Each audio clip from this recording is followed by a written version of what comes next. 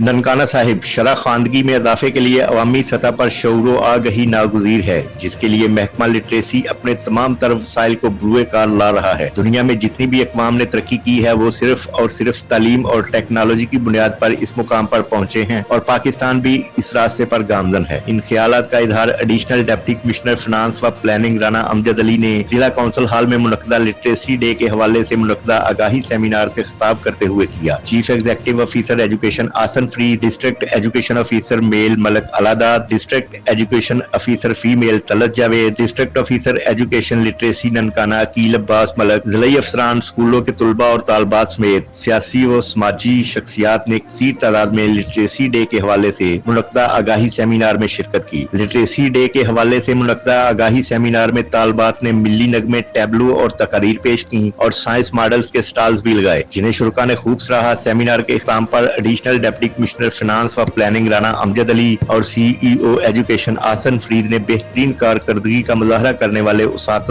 व दीगर जिला अफसरान को एजाजी शील्डें भी तकसीम की।